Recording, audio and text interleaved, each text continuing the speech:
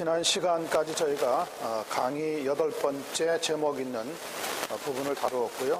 오늘 아마 강의 9번째 제목되어 있는 74페이지 이유와 반대 의견을 다루는 법을 일단 살펴보도록 그렇게 하겠습니다. 그 밑줄 친 데 대한 대답은 드렸나요? 74페이지.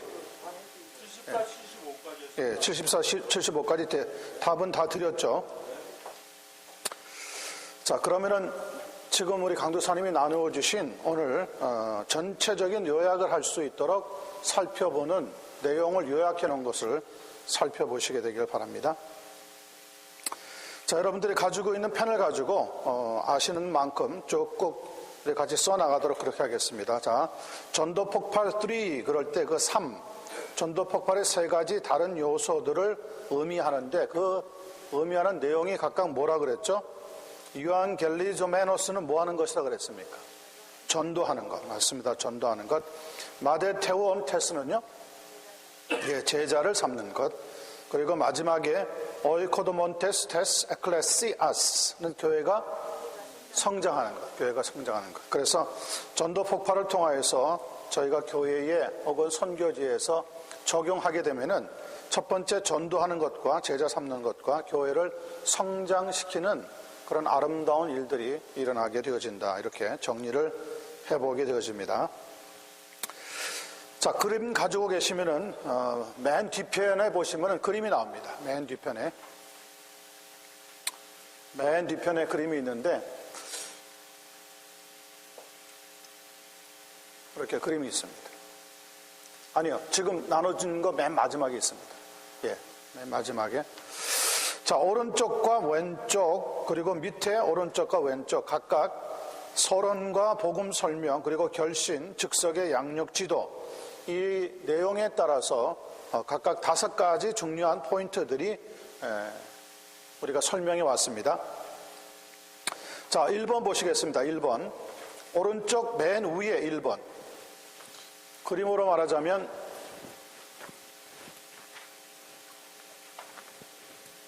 이렇게 1번 되어 있는데요. 1번. 자, 처음에 심장이 있고 화살표가 있는 그림을 보면서 우리는 무엇을 먼저 설명한다 그랬죠?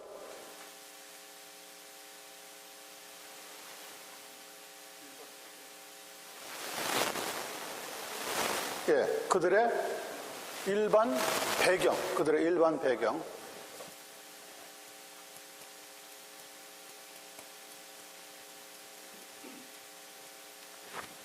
무엇을 하는 사람인지, 무엇을 좋아하는지 만나는 순간에 빨리 파악을 해서 대화를 시작할 수 있도록 하기 위한 그들의 일반 배경입니다. 두 번째는요, 교회를 손에 붙잡고 있는 건 뭘 이야기한다 그랬죠? 그들의 교회 배경.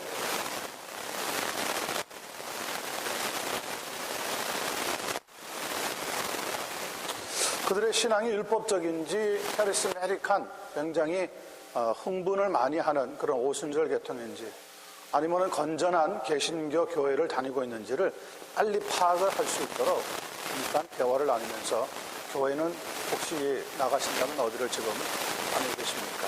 그 교회가 장로교인가요? 감리교인가요? 침례교인가요? 빨리 물어보면서 지나갈 수 있도록 하는 겁니다. 세 번째입니다. 교회가 있고 양쪽에 남녀가 각각 서 있습니다. 이거는 우리 교회죠. 세 번째는 우리 교회.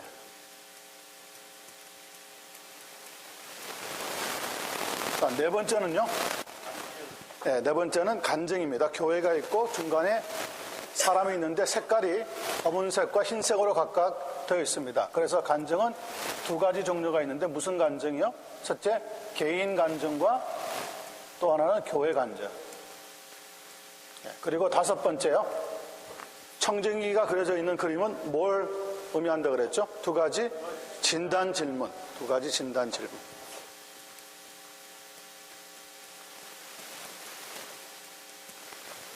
진단하는 의미가 뭐 때문에 진단한다 그랬습니까?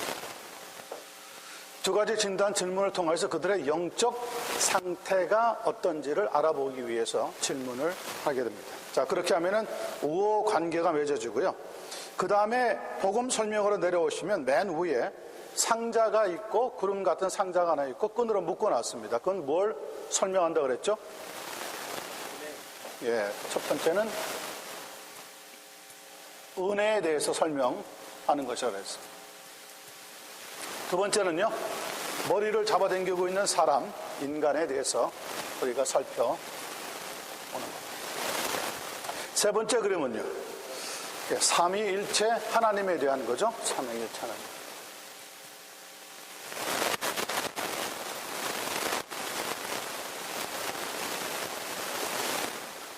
자, 네 번째는요, 십자가에서 죽으시고 부활하신 예수 그리스도에 대한 것을 살펴보는 겁니다.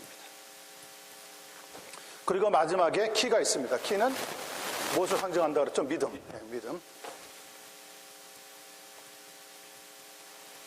아마 테이크홈 이그잼 가져가셔서 쭉 보시면서 이런 내용들은 다 살펴보셨을 줄로 압니다. 자, 그리고 나서 오른쪽으로 왼쪽으로 건너오시면 왼쪽 밑에 결신 부분 첫 번째 신호등이 들어옵니다. 뭐죠? 신뢰의 대상이 아니라 신호등이 나올 때는 뭘 살펴보는 거라 했죠?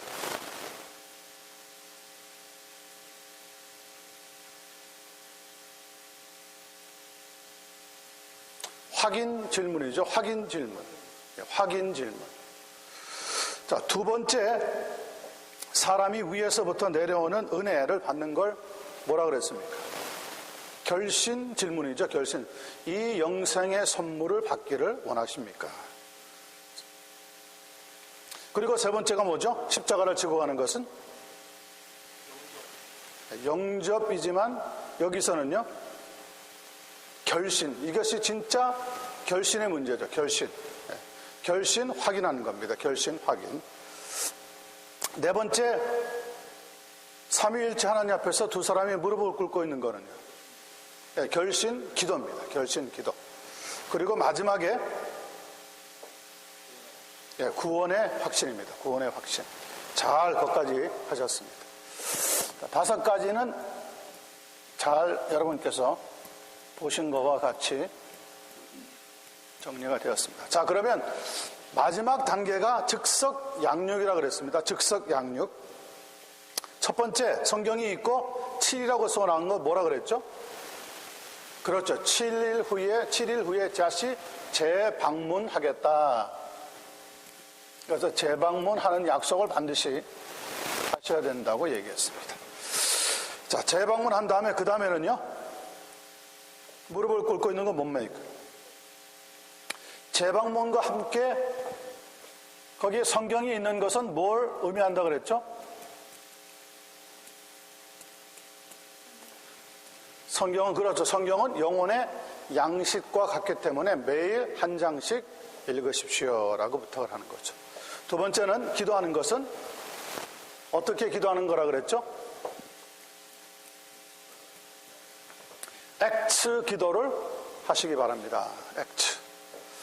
adoration, 그 다음에 confession, 그리고 thanksgiving, 그리고 supplication. 네 가지 기도 단계를 거쳐서 정식으로 하나님 앞에, 인격적인 하나님 앞에 인격적으로 기도하셔야 됩니다. 자, 그리고는 예배죠. 그렇죠. 그리고는 교회라고 하는 공동체를 찾아서 예배를 드리는 모습이 꼭 필요합니다. 그리고 나면은요, 두 사람이 어깨를 나란히 하고 있는 건 뭘 뜻한다 그랬습니까? 교제. 교제. 그리고 마지막에는요, 증인이 되어야 한다. 우리는 좋은 소식을 전하는 증인이 되어야 한다. 증인의 삶. 이렇게 하면은 전도라고 하는 것은 그냥 막연하게 복음만 전하는 게 아니라 그들의 생활, 과거의 모습을 통하여서 복음으로 현재를 살펴보고 나서 그 다음에 양육을 통하여서 마지막에는 가장 중요한 교제를 통한 끝에 증인의 모습으로 다시 전체가 맺어질 때 온전한 전도가 이루어진다. 그러니까 이런 즉석 양육은 누가 하는 게 가장 좋으냐면 전도하신 사람이 제일 좋습니다. 전도하신 분. 그러니까 예수 믿으십시오. 네, 알겠습니다. 교회 가십시다. 네. 그렇게 하고 끝나는 게 우리의 역할이 아니라 그 사람이 다시 전도할 수 있는 사람이 되도록 격려하여서 증인의 삶을 살도록까지 인도하는 것이 온전한 전도의 내용이다. 이렇게 전체를 살펴봅니다. 자, 그러면 건너가겠습니다. 자, 2페이지 처음 다시 보십니다. 2페이지 처음 다시 보시면 전도 폭발의 세 가지 다른 요소를 살펴보고 나서 두 번째 두 가지 진단 질문에 들어갑니다. 항상 질문해도 좋은지 사전에 무엇을 받도록 하라 그랬습니까? 허락. 항상 전도 폭발은 최대한의 예의를 가지고 그리스도의 전권 대사의 모습을 잃어버리지 말고 진행해 나가야 합니다. 지금 제일 처음에 까고 있습니다. 제일 처음에 거. 지금 요약 정리하는 문제입니다. 두 가지 진단 질문을 하면서 먼저 허락을 받고 나서 May I ask a question? 질문 하나 해도 되겠습니까? 그리고 나서 첫 번째 질문 나갑니다. 첫 번째 질문이 무엇이죠? 우리 정 장로님? 첫 번째 질문. 두 가지 진단 질문 가운데서 첫 번째, 우리는 여기서는 중륜다면이라고 하는 단어를 쓰지 않고요.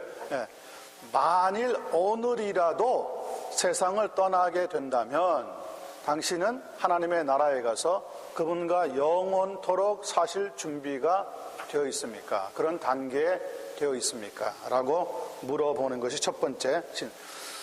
의사들이 여러분이 아프셔서 병원에 가시면요, 그냥 약을 지어주고 수술해버리는 게 아니라 먼저 진단을 합니다. 진단할 때 어디가 아픕니까? 얼마나 아픕니까? 언제부터 시작했습니까? 하나하나 물어보는 것처럼 우리가 진단 질문 첫 번째 잘 하셔야 됩니다. 자, 그 사람이 천국에 가서 하나님과 함께 영생을 누릴 것을 알고 계십니까? 할 때 잘 모르겠습니다 라고 대답하는 사람이 반드시 나오는데 그때 사용되는 성경 말씀이 있습니다. 요한 1서 5장 13절 어떻게 하죠?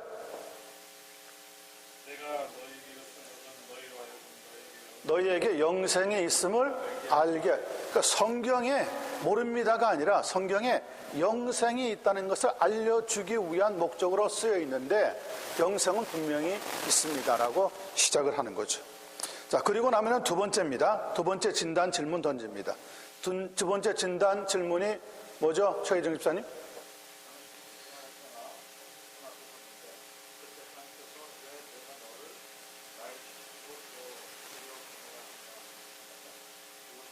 당신은 무엇이라고 대답하시겠습니까? 그렇죠? 예. 자, 그리고 나서 연결 문장이 나옵니다. 그렇게 대답해 주셔서 감사합니다. 저도 이전에는 천국에 대해서 그런 생각을 많이 했습니다. 혹은 당신과 같은 생각을 한 적이 있습니다. 그런데 어떤 사람이 제게 기쁜 소식을 혹은 복음의 소식을 전해 주셨는데 그것은 천국은 하나님의 선물이라고 하는 사실입니다. 이렇게 해서 진단 질문을 통해서 우호 관계를 떠나서 어디로 들어갑니까? 두 번째 단계인 복음 설명의 단계로 들어가는 겁니다. 자연스럽게. 자, 두 번째입니다. 그 다음 페이지를 보시면 이제 복음 설명이라고 하는 것이 들어옵니다. 복음 설명 가장 중요한 단계인데요. 첫 번째 다루고 있는 요소가 은혜입니다. 은혜, grace. 복음을 제시하기 전에 무엇을 전해드릴 수 있겠군요라고 시작을 한다고요? 기쁜 소식. 예, 당신에게 오늘 기쁜 소식을 전해드릴 수 있을 것 같습니다. 복음은 기쁜 소식이니까요. 자, 그리고 나서 은혜 부분에서 두 가지 포인트가 있습니다. 첫 번째, 천국은 값없이 주시는 하나님의 뭐라고요? 선물입니다. It's a gift of God. 하나님의 선물입니다. 이 하나님의 선물에 대해서 성경이 뒤에서 우리에게 보충 설명을 해주고 있는데 로마서 6장 23절입니다. 어떤 말씀이 있습니까? 죄의 삭슨 사망이요는 우리가 암송해서 가지고 있는 거고 복음을 전할 때는 그 말씀을 할 필요가 없이 무엇만 하면 된다 그랬죠? 하나님의 은사는 그리스도 예수 안에 있는 영생이니라. 우리 주 안에 있는, 맞습니다. 네. 그렇게 정확하게 하시면 좋은데 네, 그렇게 정확하게 하면 좋은데 지금 생짜배기 혹은 전혀 모르는 분들한테 복음을 전할 때는 그 안에 있는 말씀들을 잘 사용하시면 된다는 거예요. 잘 사용하신다. 나는 분명하게 알고 있지만은 전할 때는 그 안에서 잘 모디파이를 하셔가지고 그분이 어떻게 하든지 알아들을 수 있도록 설명하면서 살을 붙여주셔야 됩니다. 하나님의 은사는 그리스도 예수 우리 주 안에 있는 영생이라고 말씀하셨습니다. 어디에서요? 성경은. 그때 로마서 6장 23절은 이렇게 이야기지 마시라는 겁니다. 성경에서는 이렇게 항상. 두 번째, 은혜라고 하는 것은 결국 무엇이나 무엇으로 얻는 것은 아닙니다. 뭐가 들어가죠? 돈이나, 그렇죠. 돈이나 공로나 자격으로 들어갈 수 있는 것은 아닙니다. 거기에 관한 에베소서 2장 8절 말씀은 뭐라고 나오고 있습니까? 행위에서 난 것이 아니니 이것은 누구든지 자랑하지 못하게 하려 함이라. 그렇게 성경 말씀으로 딱 뒤에서 든든한 배경으로 말씀해 주는 겁니다. 자, 그리고 나면은 이 은혜를 설명하는 가장 좋은 예화가 하나 나오는데 바로 친구의 선물 예화입니다. 우리 박 권사님, 친구의 예화가 어떤 거죠? 예, 어떻게 설명하셔야죠? 예.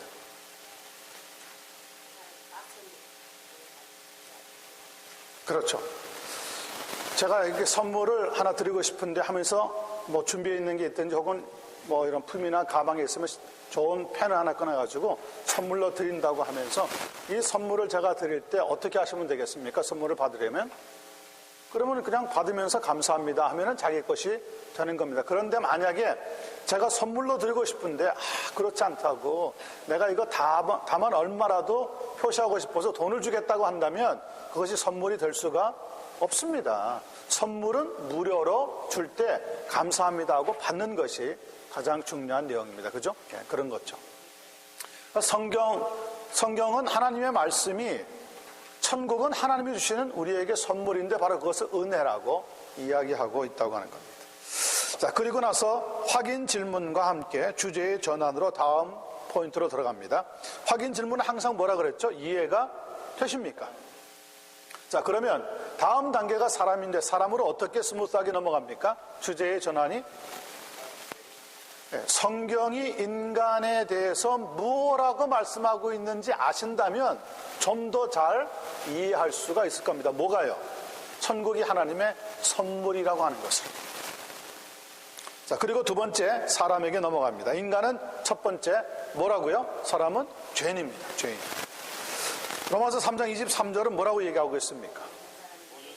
죄를 범하였음에 하나님의 영광에 이르지 못하더니라고 하는 것은 이룰 수 없다는 뜻입니다. 이룰 수 없다는 거예요. 자, 하루 3번의 죄라고 하는 예화가 여기에 딱 맞는 예화입니다. 어떤 거죠? 우리 조 집사님, 하루 3번의 죄. 예. 아니, 가정할 때 그런 사람이 있다면 무엇과 같다고요? 예, 걸어다니는 천사와 같을 겁니다. 그런데 그 사람조차도, 예, 설명이요?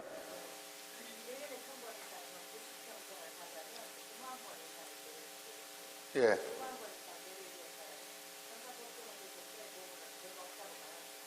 예, 그렇게 말할 판사는 한 사람도 없을 것입니다. 걸어다니는 천사인데도 하루에 3번만 죄를 짓는 사람이 만약에 있다면 없겠지만은 그래도 혹시 있다면 일평생 70생을 산다면 7만 번, 80생을 산다면 약 8만 번, 90평생을 산다면 약 9만 번의 죄가 있는 것인데 그 죄를 가지고 법정에 나갔을 때 어느 판사가 이 사람은 죄가 없습니다 라고 말하겠습니까? 그럴 수는 없습니다. 모든 사람은. 그래서 죄에 대한 정의를 저희가 했잖아요. 죄라고 하는 것은 어떤 세상에서 알려져 있는 어떤 크라임, 범죄와 같은 것만이 죄가 아니라 우리 머릿속에 지나가는 나쁜 생각 혹은 말 한마디로 나쁜 말, 욕, 등등도 다 죄에 포함이 된다고 할 때 혹시 선생님은 하루에 몇 번의 죄를 짓는다고 생각하십니까? 10번 정도요? 선생님은 제가 볼 때 아주 선한 얼굴을 가지고 계시니까 뚝 잘라서 절반, 5번만 죄를 짓는다고 합시다. 아니, 그래도 그거 많다고 생각한다면 아침, 점심, 저녁 하루에 3번 정도만 죄를 짓는다고 합시다. 만약에 그런 사람이 있다고 한다면 그런 사람을 우리가 걸어다니는 천사라고 부를 수 있을 겁니다. 그렇게 해서 하루에 3번의 죄를 가지고 평생으로 연결시켜 보면은 약 7만 번, 8만 번, 9만 번 나올 수 있다는 거죠. 그런 사람이 어떻게 죄가 없다고 말할 수가 있겠습니까? 그러므로 모든 사람은 다 죄인입니다라고 설명을 하는 겁니다. 그런데 하나님께서 모든 사람은 다 죄인이라고 하는데도 하나님이 원하시는 표준이 있는데 그 표준에 이르면 구원하시겠다고 얘기합니다. 그 말씀이 마태복음 5장 48절에 뭐라고 적혀 있어요? 그렇죠. 하늘에 계신 너희 아버지가 온전하신 것 같이 너희도 온전하면 하나님께서는 구원해 주시겠다고 하는데 하나님 앞에서 그렇게 온전한 사람이 있을 수가 있습니까? 없습니다. 네, 없습니다. 그래서 우리가 자주 쓰는 말이 뭡니까? Nobody's perfect 이라고 하는 말을 씁니다. 어느 사람도 완전한 사람은 있을 수가 없다는 겁니다. 그것이 하나님의 표준입니다. 자, 두 번째, 그러므로 인간은 누구를 구원할 수 없습니까? 자기 자신을 구원할 수가 없습니다. 왜냐하면 나는 죄인이기 때문에. 에베소서 2장 9절의 말씀, 8절의 말씀은 9절의 말씀은 뭐라고 얘기한다 그랬죠? 아니요, 이거 2장 8절입니다. 죄송. 네. 이거 고치십시다. 바꿨죠? 8절하고 9절하고 바뀌었습니다. 네. 자, 너희가 그 은혜로 인하여 믿음으로 말미암아 구원을 얻었나니라고 성경은 말씀하고 있습니다. 그죠? 그래서 이 모든 것은 결국 하나님의 선물이다. 하나님의 선물이다. 행위에서 난 것이 아니니 이는 누구든지 자랑치 못하게 하려 함이라. 그래서 모르는 사람은 하나님 앞에 다 죄인입니다 라고 설명을 했습니다. 자, 상한 계란이 들어간 오믈렛 예화, 우리 이용식 집사님, 오믈렛 예화 어떻게 설명되죠?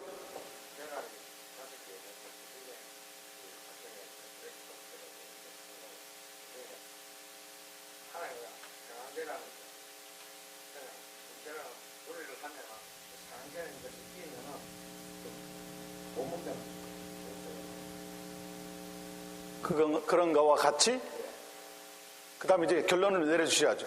거기는 잘 설명하셨는데 그런 거와 같이 우리가 10가지 착한 일을 하다가도 한 가지 죄를 범하게 되면 나머지 10가지 죄도 다 같이 섞여서 죄가 있는 것 같이 보일 수밖에 없습니다. 그래서 상한 계란으로 만든 오믈렛 예화를, 이런 예화들은요 굉장히 실질적이면서 이해가 빨리 될 수 있기 때문에 나는 죄 없습니다, 나는 죄 많이 짓지 않습니다 하는 분들한테 정확하게 적용이 될 수가 있습니다. 자, 이렇게 오믈렛 예화를 맞추고 나면 확인 질문 또 들어갑니다. 확인 질문이 뭐죠? 이해가 되십니까? 계속 이거는 머릿속에 딱 넣어놓으셔야 됩니다. 어디 가서 누구랑 얘기하더라도 조금만 설명하고 나서는 항상 물어보세요. 꼭 전도 안 하더라도 이해가 되십니까? 그래야 우리가 몸에 이게 붙어 있어야 나중에 자연스럽게 나오게 되어 있습니다.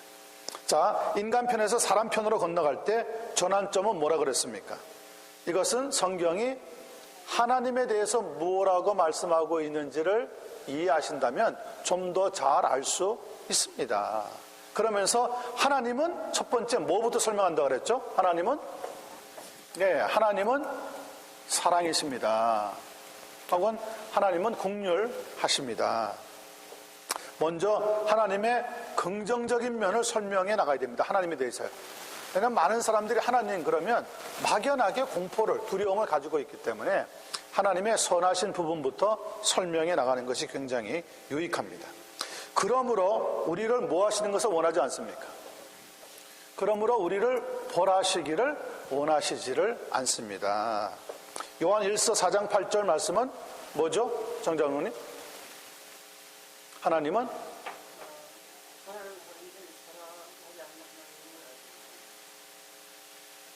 그거 전에요. 하나님은 간단하게 말해서 하나님은 사랑이심이라 라고 말씀하고 있는 것처럼 성경은 하나님은 우리에게 긍휼을 베풀어 주시기를 원하시는 분입니다. 또 예레미야서 31장 3절 이하에는 뭐라고 얘기한다고 그랬죠? 하나님께서 내가 너희를 무엇으로요? 영원한 사랑으로 너를 사랑하는도다. 사랑하신다고 말씀하셨습니다. 그만큼 하나님은 우리를 사랑하시고 벌을 주지 않기를 원한다는 것을 설명해 드리는 거죠. 자, 그러면 두 번째, 하나님 편에서 진흙을 묻힌 아이 예화가 나옵니다. 이 예화는 우리로 하여금 하나님은 사랑이심을 잘 보여주는 예화인데, 집사님, 손 집사님, 진흙을 묻힌 아이 예화는 어떻게 되죠? 내용이? 자식을 사랑하는 부모님이 어느 좋은 파티에 데려가려고 애를 다 막 입히고 그랬는데 걔가 잠깐 놀러 나가서 진흙을 다 묻히고 들어왔을 때 그렇죠. 백과를 사랑하는 마음 같지만 그 아이를 깨끗이 씻어서 옷을 새로 입혀서 백과 주기 전까지는 어쩔 수 없기 때문에 그건 그 과정을 거치게끔 하는 부모예요. 그렇죠. 예, 맞습니다. 아이를 아무리 사랑해도 흙을 잔뜩 묻혀가지고 들어온 아이를 덥석 안아서 파티나 어떤 모임 장소에 데려갈 수 없는 부모의 심정이 결국 그 아이를 깨끗하게 씻겨서 다시 옷을 입혀서 나가는 것과 같이 하나님께서도 우리를 벌하지 않고 용서하시기를 원하지만 우리에게 뭘 주시기를 원합니까? 우리가 뭘 하기를 원하십니까? 하나님이 우리가 깨끗이 씻김 받기를 원하신다는 거죠. 깨끗이 씻김 받기를 원하신다. 자, 그런데 중요한 게 3번입니다. 하나님의 사랑에서 하나님의 공의로 건너가실 때 주제 전환이 굉장히 중요합니다. 그런데 하나님은 자비하시다고 말씀하는 동일한 성경은 또한 우리에게 하나님은 공의로우시다고 말씀하고 있습니다. 그래서 하나님은 두 번째 뭡니까? 하나님은 공의로우신 분입니다. 공의로우신 분입니다. 공의라는 건 뭐죠? 하나님의 공의? 하나님의 공의라는 것은 어떻게 설명해야 되는 거죠?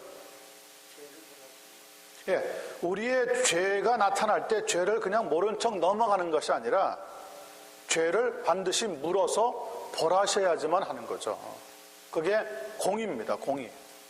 세상에 정의가 존재하는 것처럼 하나님 앞에서는 죄는 그냥 넘어가거나 묵과할 수 없는 거죠.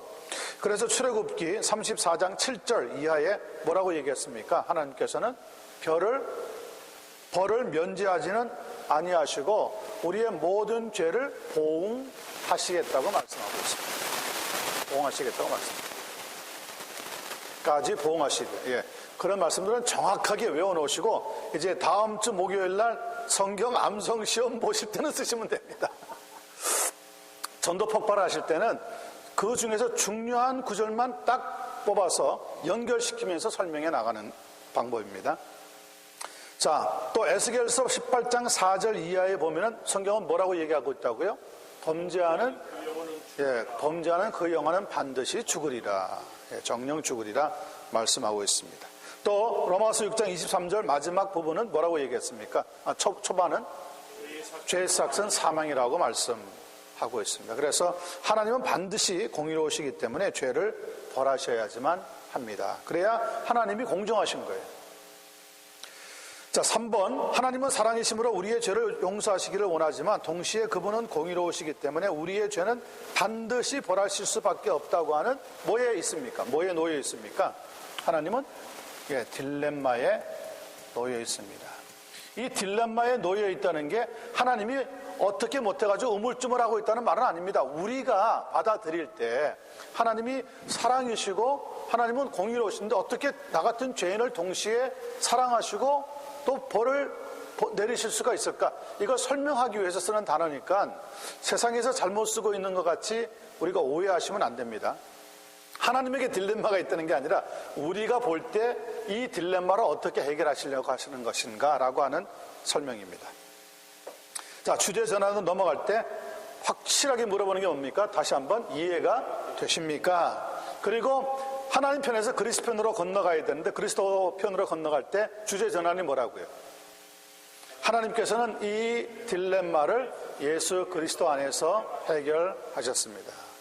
자, 이런 주제의 전환들을 잘 알고 계세요. 그래야지만 복음을 전할 때 확실하게 자연스럽게 이해하면서 넘어갈 수가 있는 일들입니다. 자, 네 번째 요소입니다. 그리스도. 그리스도는 무한하신 누구이신 동시에 참 누구라고요? 무한하신, 그렇죠. 예, 하나님이신 동시에 인간이십니다. 참 인간이십니다. 참 인간이라는 건 무슨 말입니까? 우리와 같은 뼈와 살을 가지시고 배고프시면 시장에 하시고 피곤하시면 주무셔야 되고 목이 마르면 물을 마셔야 되고 죄는 없으시죠. 그리고 어디를 가시려 그러면 반드시 걸어서 가셔야 되는 것이 바로 육체를 가지고 오셨던 예수님의 이 땅에서의 제한된 삶이었습니다. 왜 한국같이 말이죠, 중국같이 손오공같이 홍길동같이 그냥 휙휙 막 날아다니시면서 하셨으면 일을 더 많이 하셨을 것 같은데, 그죠? 근데 성경은 예수님은 그렇게 하시지 않았습니다. 그런 방법을, 그런 매직 같은 요술적인 그런 상황이 전혀 없습니다.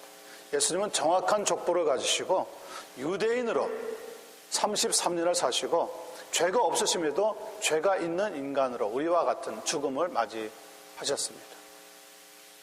예수님 본인에게 죄가 있어서가 아니라 우리의 죄를 대신 지시기 위해서. 그걸 무슨 원리라 그런다 그랬죠?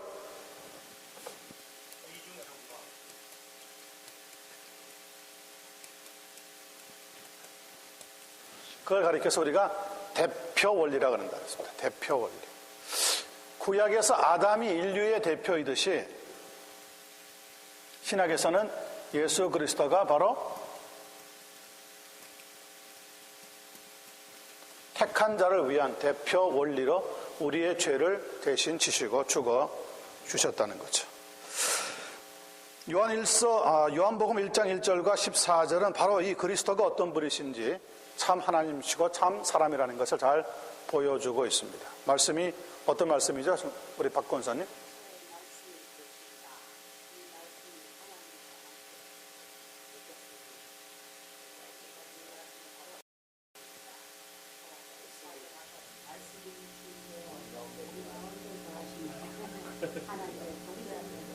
우리가 보니 영광을 보니 그렇죠. 독생자의 영광의 은혜가 진리가 충만하더라. 진리가 충만하더라. 예수님께서 우리 가운데 거하심이라는 건 뭡니까? 육체로 사셨다는 얘기죠. 육체로. 그래서 예수 그리스도야말로 참 하나님이고 참 인간이셨다. 그래서 우리가 신인이라고 부르신다고 했습니다. 요한복음 20장 28절에 보면 그런데 예수님이 부활하셨을 때 의심했던 사람이 있습니다. 누굽니까? 도마가 뭐라 그랬습니까? 근데 부활을 경험하고 나서 나의 주님이시고 나의 하나님이십니다. 그러니까 도마는 육체적으로만 알고 있던 예수님이 부활 뒤에 보니까 우리의 진정한 하나님이셨다는 것을 동시에 고백을 했다고 하는 말이에요. 오늘 많은 사람들이 도마와 같은 사람들이 있습니다. 예수님을 육체로만, 인간으로만 알고 있는 분이 있어요. 어떤 사람한테 복음을 전해보니까 아니 예수라고 하는 사람 유대인 아닙니까? 유대인들에게 태어난 그분을 왜 우리가 믿어야 됩니까? 이렇게 이야기하는 분들도 있고요. 4대 성인 중에 한 분 아닙니까?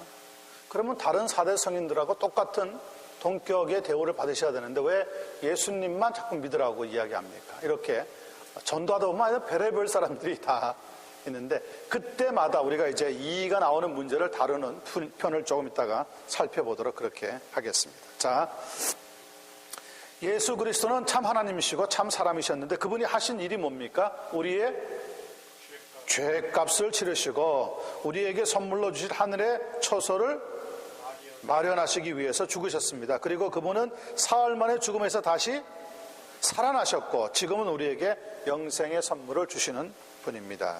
자, 죄를 기록한 책 예와 우리 최희정 집사님. 예. 예.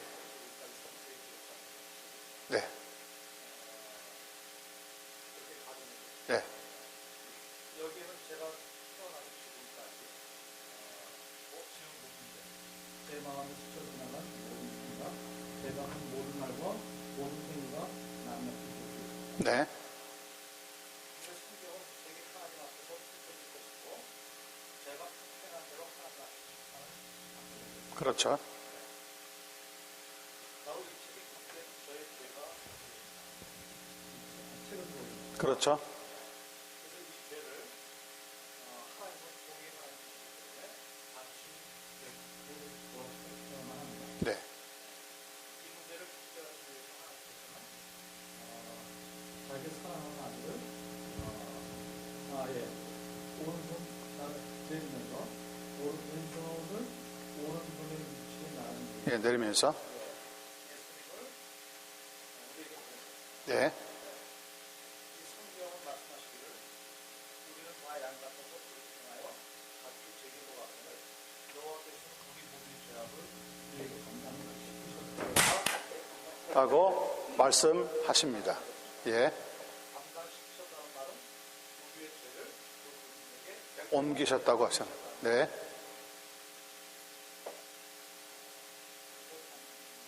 하나님께서 미워하시는 저의 모든 죄가 그분의 사랑하시는 아들 예수 그리스도에게로 옮겨갔습니다. 예. 그렇죠. 그래서 제 오른손에 있던 죄를 담은 책은 지금 어디에 있습니까? 예수 그리스도에게 옮겨졌습니다. 제 손에는 이제 더 이상 죄가 없이 된 것입니다. 예, 그렇죠. 거기까지 설명하면 되는 거죠? 거기까지 설명하면 잘 설명하셨습니다. 자, 그거 설명하기 바로 직전에 이사야서 53장, 그 지금 집사님은 6절 말씀 인용하셨고, 바로 그 직전에 53장 4절 말씀이 있습니다. 53장 4절 말씀이 뭐죠? 죄를 지고, 예, 받아서 하나님께 맞으며 고난을 당한다 하였노라. 예, 맞습니다. 자, 정말 다음 주 목요일이 기대가 되는데요.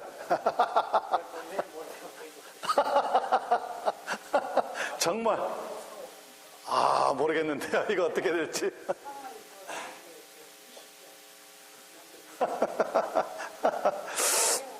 자, 그리고 나서 그리스도께서 하신 이 일을 보면서 우리가 추장 아버지의 예화를 생각하게 됩니다. 우리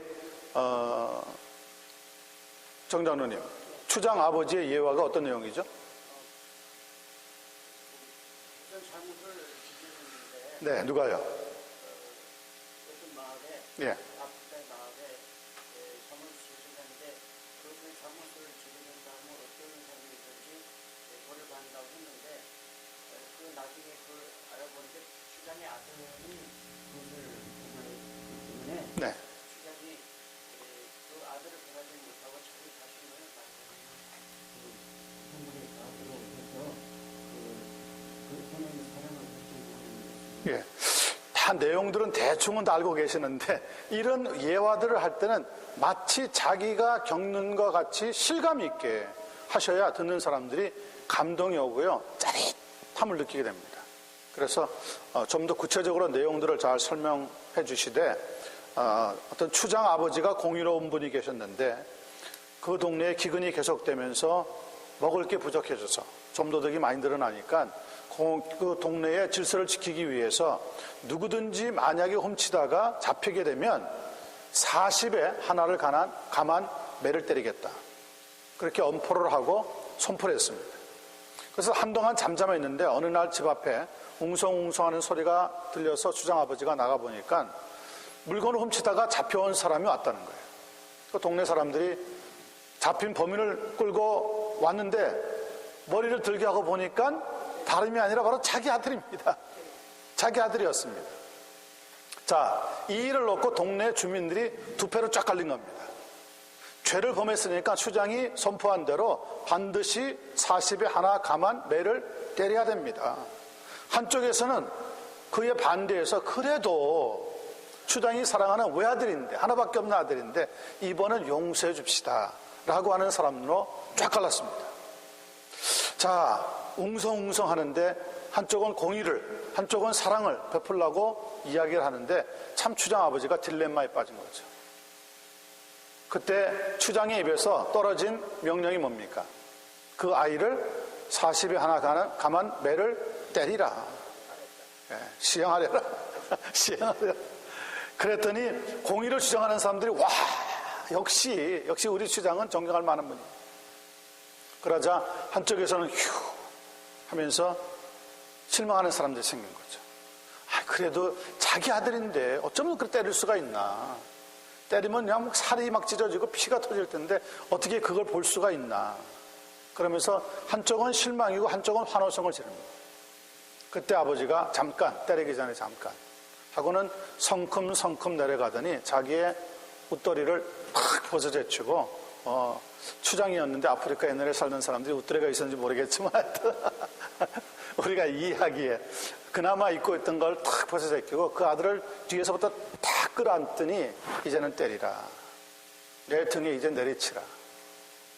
그래서 내리치는데 아버지가 그렇게 아픈데도 불구하고 소리 하나 내지 않고 참아가면서 끙끙 하는데 그 아버지에게 안겨있는 아들은 어떻습니까?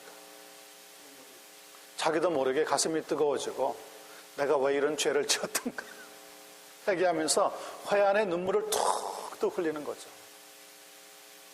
보고 있는 모든 사람들도 어떻게 되었습니까? 때리는 사람도 울고 보고 있는 동네 주민들도 울고 모든 사람이 다 우는데 그러나 바로 그 자리 그 순간에 이야기했던 사랑과 공의가 동시에 해결이 되게 되는 거예요. 그리고는 그 다음부터는 그 아들은 다시는 그런 못된 장난조차 하려고 생각하지 않게 된 겁니다. 그렇게 설명을 할 때 하나님께서 사랑이시기 때문에 우리의 죄를 용서하시고 싶고 공의이시기 때문에 우리의 죄를 벌하셔야 되는데 이 딜레마를 예수 그리스도 안에서 해결했다고 하는 말씀이 이해가 될 수 있는 예화라는 거죠. 그런 예화를 통해서 우리가 설명을 합니다. 자, 그리고는 마지막에 예수 그리스도께서 우리를 위해서 죽으실 때 십자가에서 뭐라고 얘기했다 그랬습니까? 다 이루었도다. 테텔레스타이라고 하는 단어를 사용했는데 이 단어는 헬라어의 무슨 용어라고 그랬죠? 상업 용어입니다. 상업 용어라는 말은 다시 말하면 모든 게 다 지불되었다. 지불 완료라고 하는 의미를 가지고 있는 단어입니다. 자, 이 지불 완료가 되었다는 말씀을 가지고 로마서 6장 23절을 살펴보면 그리스도께서는 하나님의 공의에 따라 죄에 무엇을 치른 겁니까? 죄의 죄의 삭을 치른 것이 되는 겁니다. 죄의 삭을 치렀습니다. 자, 확인 질문 다시 들어갑니다. 이해가 되십니까? 주제의 전환. 이제 여기에서는 이제 달라집니다. 네 번째에서 다섯 번째로 넘어갈 때는 마지막에는 달라집니다.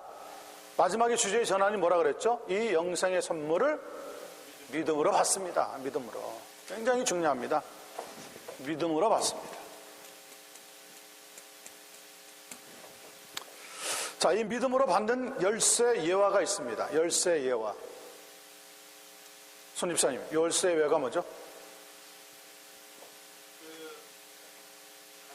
저에게 아무리 많은 키가 있어도 예. 들어가려는 문을 열 수 있는 키는 단 하나 수밖에 없는 것과 같이. 그 많은 키 하나가 예. 참다운 키가 되는 것과 같습니다. 오케이, 좋습니다. 열쇠. 지금 오늘 상황으로 이야기하자면 저희 학교가 이제 유니온하고 올림픽 만나는 빌딩으로 이사하게 되는데 거기에 제 열쇠 꾸러미를 드리면서 지금 새롭게 막 공사를 하고 있는데 가서 좀 살펴보고 오십시오. 어떻게 되는지 좀 가서 보고 오십시오. 라고 했을 때 수많은 키, 체인을 들고 가서 결국 어떻게 됩니까? 다 하나씩 맞춰보고 열릴 때까지 트라이를 해야 되는데 혹시 그 중에 비슷하게 맞는 게 있어서 열쇠 구멍에는 들어갈지 모르지만 참 키가 아니라면 열릴 수가 없습니다. 딱 하나가 열리게 되는데 그 키야말로 바로 이 키입니다. 그 키와 같이 우리가 하나님 앞에 구원을 얻는, 영생을 얻는 가장 참다운 키는 믿음입니다. 믿음이라고 설명을 하는 거죠. 1번, 그러면 믿음을 설명할 때는 먼저 믿음이 아닌 것과 참 믿음인 것으로 나갑니다. 참 믿음이 아닌 것은 뭐라고 했습니까? 단순히 머리로만 아는 무엇은요? 지식. 단순히 머리로만 아는 지식은 참 믿음이 아닙니다. 어떤 역사적인 사실에 대한 단순한 무엇을 가리킵니까? 이것은 지식적 동의를 가리킵니다. 머리로만 아는 것은 지식적 동의라고 우리가 설명을 하는 겁니다. 예수 그리스도를 믿는다고 하는 것은 지식적 동의 이상의 것이고, 그런 지식은 누구도 갖고 있어요. 귀신도 갖고 있습니다. 그래서 귀신이 여러분들에게 뭘 물어보고 하면 어떻게 합니까? 귀신같이 맞춥니다. 귀신같이 맞춰. 귀신도 다 압니다. 다 알아. 근데 아는 것은 지식적인 동의이지 참 믿음이 될 수가 없습니다. 야고보서 2장 19절은요. 그래서 어떤 말씀이 나옵니까? 한 분이신 줄 귀신들도 믿고 떠는지라. 귀신들도 다 알아요. 하나님 한 분이신 것. 그래서 하나님 앞에 두려워하고 떨어요. 그렇지만 하나님을 믿지는 않습니다. 자, 2번 단순히 육체적인 필요를 채우는 뭐요? 일시적 혹은 현세적 믿음도 역시 구원 얻는 참 믿음은 아닙니다. 지금 전체를 정리해 나가고 있습니다. 잘 머릿속에 정리해 놓으시길 바랍니다. 그래서 가족들이 잘 될 것을 믿는 것은 무슨 믿음이라고요? 가족 믿음, 가족 믿음. 아픈 사람이 나을 것을 믿는 것을 치료 믿음. 돈을 많이 벌게 될 것이라고 믿는 것을 재정 믿음. 이런 믿음들은 세상 사람들도 다 갖고 있습니다. 아니, 사업 시작하면서 내 사업이 망할 것이다 이렇게 생각하고 시작하는 사람이 누가 있습니까? 없습니다. 내 사업 잘 될 거야 믿고 시작합니다. 재정 믿음이에요. 재정. 다 믿음은 있어요. 그러나 그런 믿음은 일시적이고 현세적인 것이지 참 믿음은 아닙니다. 여기에 플러스해서 마태복음 8장 29절은 뭐라고 얘기한다고 그랬습니까? 무슨 상관이? 누가요?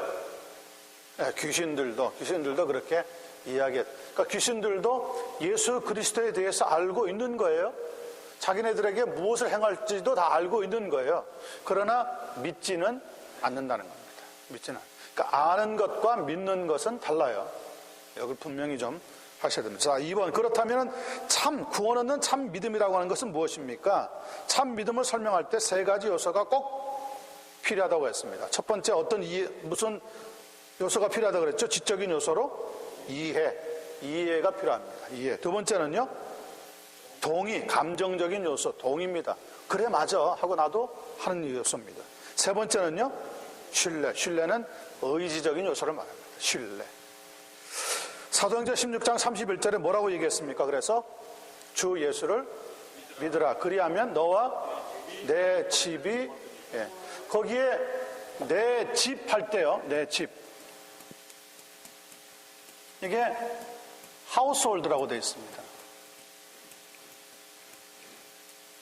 이 내 집이라는 게 무슨 의미죠? 내 가족. 그래서 여러분, 조직신앙 마지막 공부하실 때 아마 이 설명이 나왔는데, 이 말씀을 가지고 설명하는 게 나왔는데, 이 가족에는 누구도 들어간다고 그랬죠? 어른들도 있지만, 아이들도 포함이 됩니다. 아이들도. 가족에는. 그래서 너와 내 가족이 구원, 그러므로 고넬료의 집에서 또 빌립보 간수의 집에서 아이들에게도 무엇을 주었다고 우리가 결론을 내릴 수가 있냐면, 믿고 세례를 받았다고 확실하게 결론을 내릴 수가 있습니다. 너만 구원을 얻으리라 했다면은 고넬료냐 빌립보 간수만 해당하지만은 너와 내 집이 했기 때문에 우리는 이 가족도 포함을 시키는 겁니다. 이런 우리가 이제 보통 켈빈주의라고들 많이 이야기하고요. 켈빈주의를 우리가 또 개혁파라고도 부릅니다. 같은 의미라고 볼 수 있지만은 이 두 가지를 합쳐가지고 더 좋은 말이 하나 있습니다. 미국의 건국을 시작했던 사람들을 가리켜서 우리가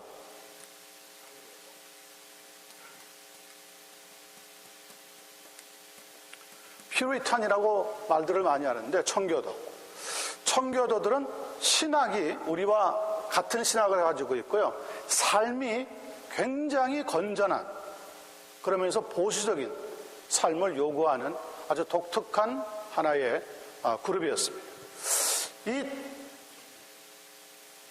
이 청교도들의 후예가 바로 지금 개혁주의 그룹을 이루고 있는 우리들이죠. 장로교와 개혁파는 다 여기에 포함이 되는데, 이 청교도들이 더 강조했던 것은, 저는 사실은 이 주의라고 하는 것을 그렇게 좋아하지는 않습니다. 워낙 보편적으로 많이 쓰고 있으니까 뭐 저도 그냥 켈빈주의, 개혁주의 이렇게 이야기는 하지만은, 주의이즘이라고 하는 것은 사실 그렇게 썩 좋은 단어는 아니에요. 그래서 이거보다 더 좋은 게 청교도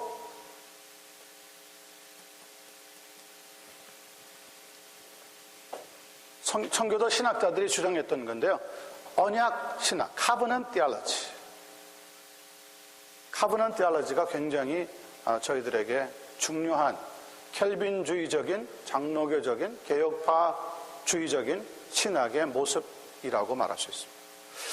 이 언약 신약 그리고 청교도주의 운동에 있어서 가장 우리가 깊이 생각하는 사람이 누구냐면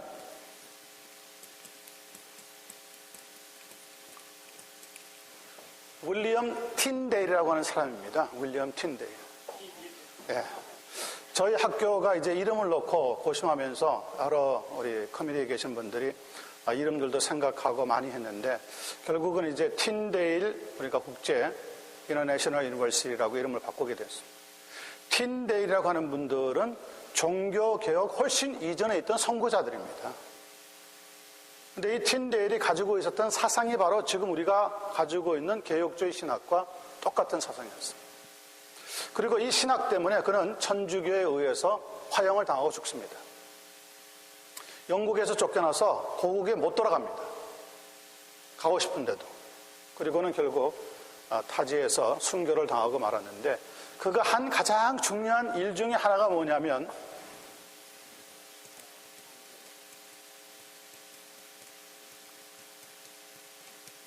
성경 번역입니다. 성경 번역. 그러니까 이 성경 번역, 솔라 스크립처라라고 하는 종교 개혁자들의 신념과 굉장히 같은 맥을 가지고 있었고 선구자로서 이미 활동을 했다는 이야기죠. 그리고 이 틴데일은 더구나 성경을 번역하는 데 있어 이와 아주 비슷하게 성경 번역을 또 한 사람이 나오는데, 그 사람이 누구냐면 위클리프라고 하는 분입니다. 그런데 저는 위클리프보다는 틴데일을 더 개인적으로 존경하는 이유가, 위클리프도 물론 성경을 번역하고 상당히 개혁주의, 독특한 개신교적인 사상을 가지고 있었지만 칠성례, 천주교에서 주장하는 칠성례를 인정하고 주장했습니다. 위클리프는요. 거기에 비해서 틴데일은 딱 성례는 두 가지밖에 없다고 확실하게 못을 박았다. 그러니까 위클리프보다는 조금 더 종교개혁적인 입장에 섰던 사람이 틴데일입니다. 그리고 이 위클리프와 틴데일이 똑같이 성경을 번역했는데, 위클리프는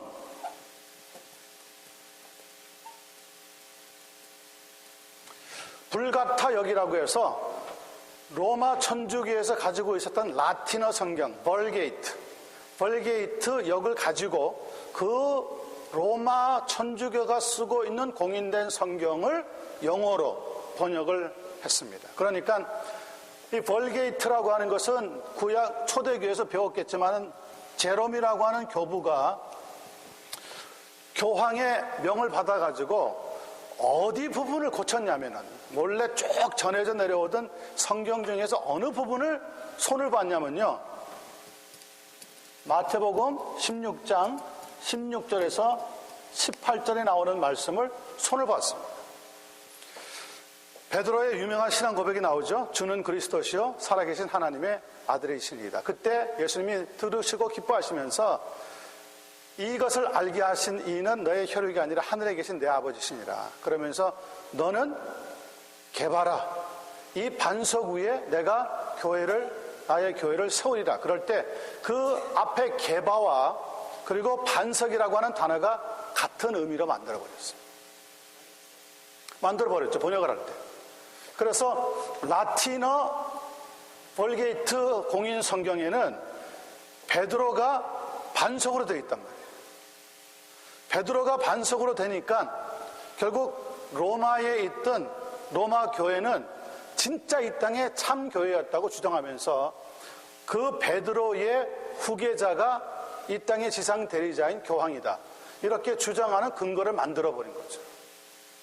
그러니까 이 성경을 위클리프가 손 하나 대지 않고 그대로 영어로 번역했을 때 여기에 있는 실수도 같이 그대로 번역이 되어가지고 나왔단 말이에요.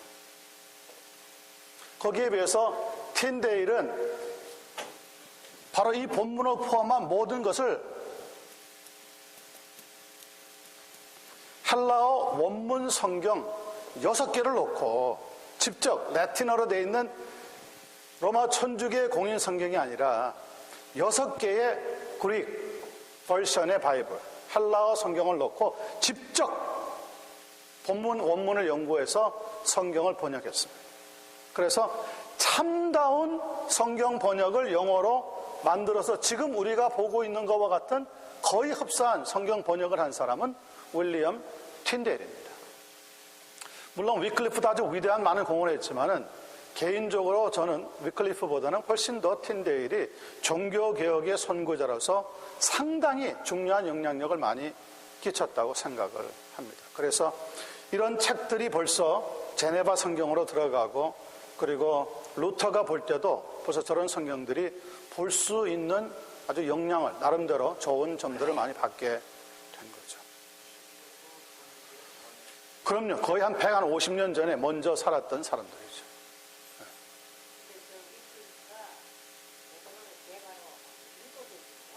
그렇죠. 왜냐하면 로마 교황이 제롬을 시켜가지고 이 부분에 되어 있던 그릭 성경의 원문을 무시하고 개발을 베드로로 고치도록 만든 성경이 벌게이트거든요. 그래서 지금도 라틴어 성경은 베드로가 개바로 반성으로 되어 있다고요. 개바. 그래서 마치 사람이 반석이 되는 것 같이 설명하는 거죠. 근데 그것은 성경에서 잘못 이야기하고 있죠. 반석은 오직 한 분밖에 없어요. 그렇죠. 예수 그리스도밖에는 반석이 될 수가 없죠. 그래서 우리가 개신교에서 설명하고 해석하는 것은 바로 이 분야가 굉장히 중요하게 이제 우리에게 영향을 끼쳐서 가르쳐주고 있는 신앙 고백이 되는 거죠. 자, 이해와 동의와 신뢰. 요한복음 16장 31절에서도 같이 말씀하고 있는 겁니다. 자, 2번. 참 믿음이라고 하는 것은 그러므로 우리의 영생을 위하여서 오직 예수 그리스도만을 뭐 하는 것입니까? 신뢰하는 겁니다. 신뢰. 이 신뢰를 설명하기 위해서 소파 혹은 의자 예화를 듭니다. 소파 예화는 어떤 거죠? 집사님?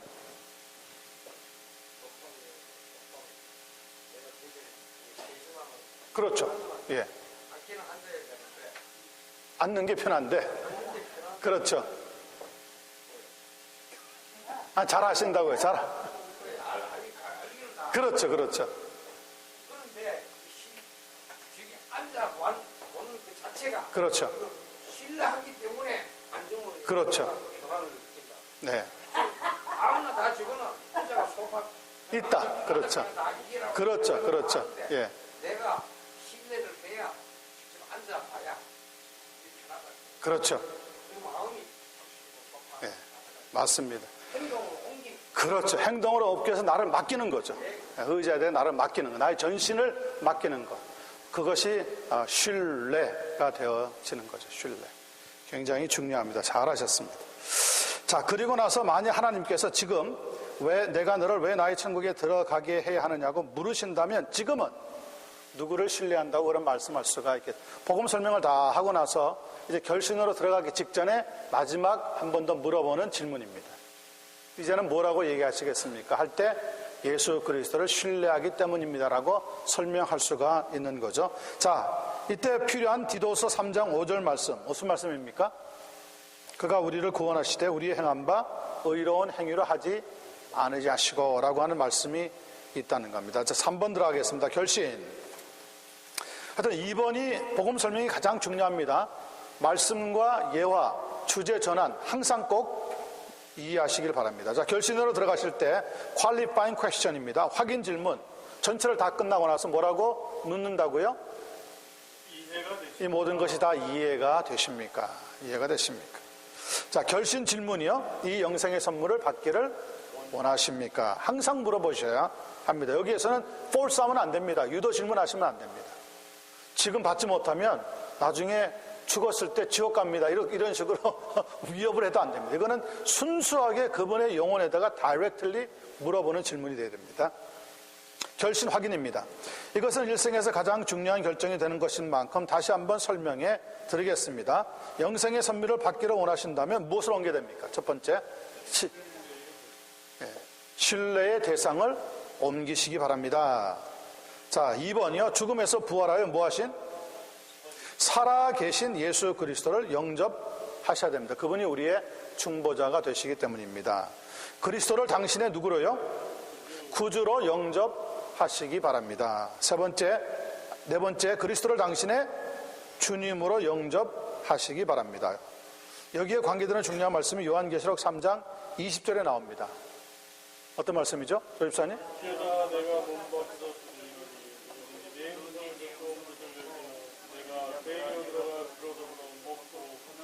나로 더불어 먹으리라. 맞습니다. 아, 감사합니다. 자, 하여튼 내가 다음 주 목요일 날에 기대가 된다니까요. 그러시면 안 됩니다. 다 하셔야 됩니다. 자, 마지막에 그러면서 이 모든 걸 끝나고 나서 뭘 하십시오? 회개를 하셔야 됩니다. 이 모든 걸 놓고 회개를 하십시오. 여기에서 회개와 후회의 차이가 나옵니다. 후회는 뭐 하는 거죠? 아, 내가 잘못했구나 하고 느끼는 겁니다. 회개는요, 잘못했구나 뉘우치고 돌아서서 진짜 참 길, 믿음의 길을 앞에서 걸어가는 겁니다. 그게 회개와 후회의 차이입니다. 후회를 한 사람과 회개를 한 사람이 성경에 딱 아주 단적인 좋은 예로 나옵니다. 가롯 유다와 베드로. 가롯 유다는 어떻게 했습니까? 자기가 잘못한 줄 알았습니다. 그래서 팔았던 그 돈, 은 30을 가지고 돌아가서 내가 죄가 없는 자를 고하였다고 하면서 이 돈을 돌려주겠다고 했더니 그 사람들이 뭐라 그랬습니까? 돈을 주었던 대제사장들이 그게 나하고 우리하고 무슨 상관이 있냐? 네 마음대로 해라. 그래서 가롯 유다가 그 돈을 돈주머니를 그냥 던져버리고는 밖으로 나가서 결국 나무에다가 목을 매 죽었는데 그 목이 그 나무에 맸는데 그 나무가 썩었는지 밧줄이 썩었는지는 모르겠지만 뚝 떨어져 가지고 그가 떨어진 장소가 피밭이 되었더라. 성경에 있는 말씀을 인용하는 말. 거기에 비해서 베드로는 어떻게 했습니까? 베드로도 자기도 예수님을 부인했다는 걸 알았습니다. 그런데 그 순간에 잘못을 뉘우치고 나서 밖으로 나가서 뭐 했다고요? 심히 통곡하며 울었더라. 무슨 통곡입니까? 회개의 눈물이죠. 회개의 눈물. 회개의 눈물입니다. 그래서 회개는 그리고 나서 다시 예수 그리스도 앞으로 돌아오는 거죠. 돌아왔죠. 돌아왔을 때 예수님이 베드로에게 3번 질문하십니다. 그가 3번 부인했으니까. 뭐라고 물어봅니까? 네가 나를 사랑하느냐? 네가 나를 사랑해. 그렇죠. 네가 나를 사랑하느냐? 네가 나를 사랑하느냐? 네가 나를 사랑하느냐? 3번 물어보십니다. 처음에 베드로는 뭐라 그랬죠? 네, 내가 주를 사랑한 줄 주님이 아십니다. 아십니다. 두 번째도 아십니다. 세 번째는 뭐라고 말씀하셨죠?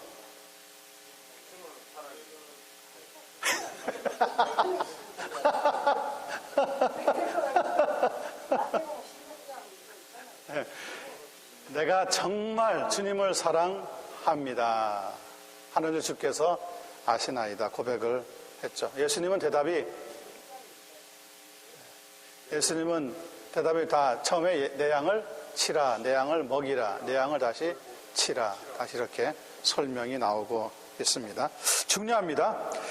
그리고 나면 결신 기도로 들어갑니다. 참으로 당신이 이렇게 하기를 원하신다면 제가 기도 인도를 해드릴 수가 있고 당신이 방금 제게 말씀하신 것을 하나님께 같이 말씀드릴 수가 있습니다. 그러므로 제가 먼저 기도를 할 때 저를 따라서 해주십시오. 그러면서 이 기도 부분에 중요한 3가지 요소가 있다고 그랬습니다. 어떻게 기도하라고요? 그를 위해서 기도하고 그와 함께 기도하고 다시 그를 위해서 기도하는 겁니다. 그리고 끝날 때는 같이 예수님의 이름으로 기도합니다. 그러면 아멘이라고 대답을 하시면 그분의 기도가 된다는 거죠. 마지막에 가르쳐드리는 것은 구원의 확신입니다. 이제 영생의 확신을 가진 것을 이해시키기 위해서 요한복음 6장 47절을 인용합니다. 뭐라 그랬습니까? 예, 진실로 두 번이나. 여러분, 성경에 똑같은 단어가 두 번 나올 때는 이것은 굉장히 중요하다는 겁니다. 굉장히. 그냥 쓰는 말이 아닙니다. 진실로 그럴 때는 이거는 보통 중요한 사실이 아니기 때문에 그렇다는 것을 의미하고 있습니다. 너희에게 이르노니 믿는 자는 영생을 가졌나니. 거기에서 믿는 자는 영생을 가질 것이다도 아니고 가졌다도 아니고 지금 현재 가졌나니라고 말씀하고 있는 것을 포인트해 주는 것이 중요합니다. 자, 즉석 양육에 들어갑니다. 축하합니다. 당신은 이제 하나님의 가족의 일원이 되셨습니다. 말하고 나서 성장의 방편 5가지를 설명하는 겁니다. 뭐가 있다 그랬죠? 첫 번째, 성경은 뭡니까? 하나님의 말씀인데 영혼의 양식과 같기 때문에 매일 한 장씩 읽어야 합니다. 두 번째, 기도는 영혼의 호흡과 같습니다. 호흡과 같기 때문에 항상 하나님께 기도하셔야 됩니다. 기도의 4단계. 첫 번째요, act로 설명이 나왔습니다. adoration은 찬미입니다. praise. 두 번째는요, confession. 고백 혹은 자백하는 겁니다. 세 번째는요, thanksgiving. 감사하는 겁니다. 네 번째는요, 간구 혹은 도고라고도 말합니다. 자신과 다른 사람의 필요에 대해서 하나님께 열심히 아뢰고 도움을 청하는 거죠. 세 번째 요소는 뭡니까? 예배는 신령과 진정으로 하나님을 경배하는 겁니다. 네 번째, 교제. 불붙은 목탄 덩이에서 튀어나온 목탄 하나로는 아는 사람을 따뜻하게 할 수 없듯이 우리는 다른 그리스도인들을 뭐합니까? 필요로 합니다. 우리는 다른 사람이 필요합니다. 그래서 우리가 친교를 주 안에서 나누는 걸 가리켜서 교제라고 말합니다. 마지막에 증거와 봉사라는데 이걸 줄여서 한마디로 뭐라고 한다 그랬죠? 전도라고 한다 그랬습니다. 좋은 소식은 다른 사람들에게 반드시 전해야 합니다.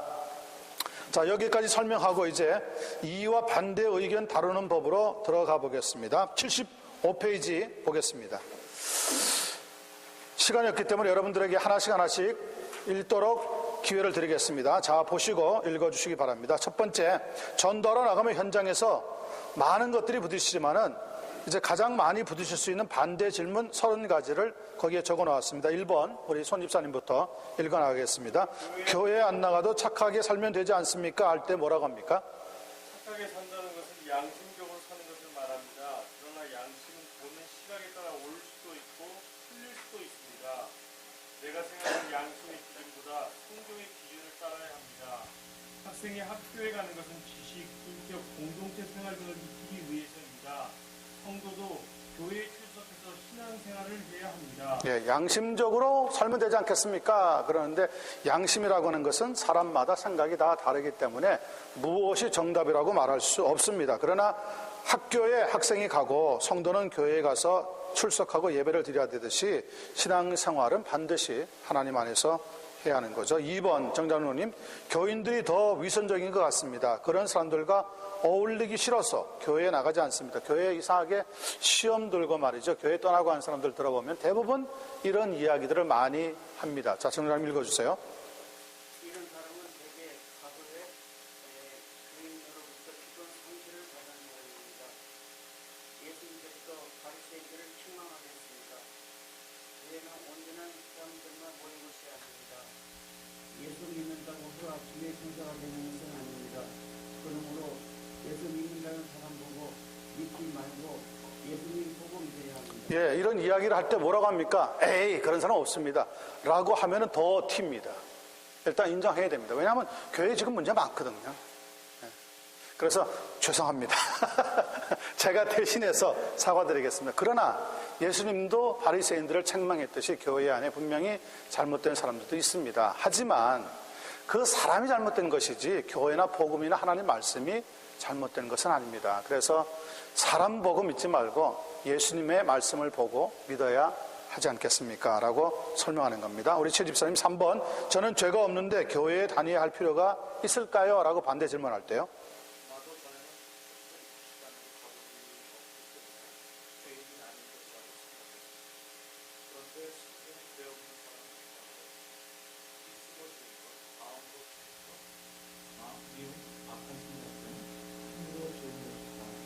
예, 죄라고 하는 것에 대한 설명을 해드리는 겁니다. 나도 라고 포함해서요.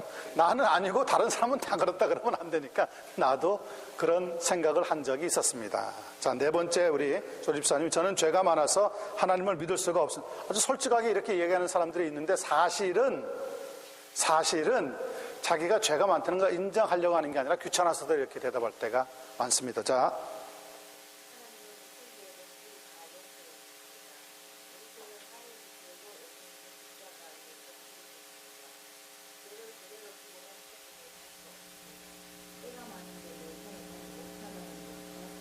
예, 때가 많은데 나는 찍을 필요가 없다 주장하는 사람하고 똑같습니다. 죄가 있다면 천국에 갈 수가 없습니다. 하나님께서는 그러나 사랑이시기 때문에 무슨 죄든지 다 용서해 주시기를 원하십니다. 자, 우리 이용십자님 5번, 하나님께서 살아계시다고 하는 증거를 보여주시든가 아니면 이해시켜 주십시오. 하나님을 당장 보여주십시오. 그러면 믿겠습니다 하는 사람이요.